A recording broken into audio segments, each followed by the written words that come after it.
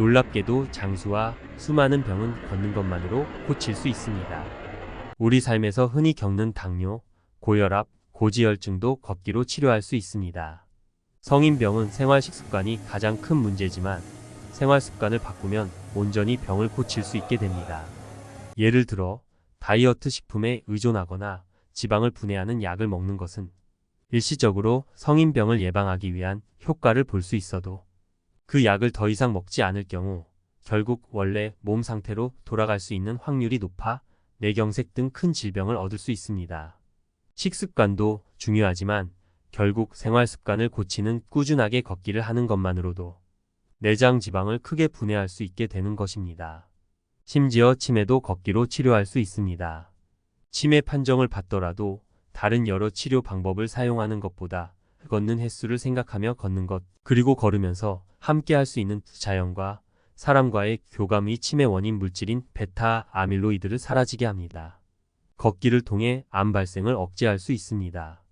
유전자 손상으로 발생하는 암은 걷기를 통해 면역력을 향상시키고 암의 발생을 억제할 수 있습니다.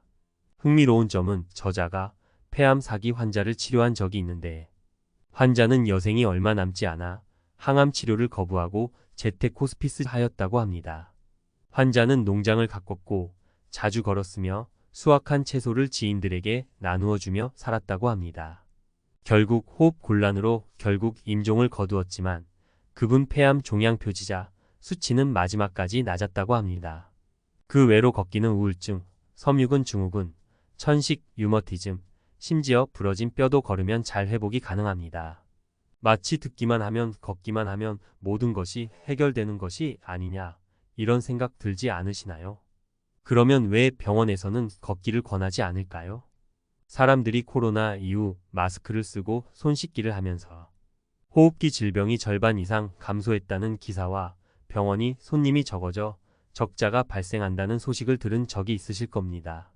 저자도 결국 유사한 대답을 하였습니다. 아픈 사람이 많을수록 사실 병원과 제약회사가 돈을 많이 벌기 때문인데요. 제약회사가 숨겨진 목적을 숨긴 채 국민의 건강을 위해 과장된 질병을 만들고 쉽게 고칠 수 있는 병을 마치 위험한 질병처럼 명명하여 약을 파는 것에 대한 것을 우려하고 비판하였습니다. 요즘 건강에 대한 관심이 많아졌는데요. 사실은 100년 된 산삼을 먹는 것이 아니라 복잡하고 어려운 운동 방법이 아닌 단순한 걷기를 하는 것이었습니다.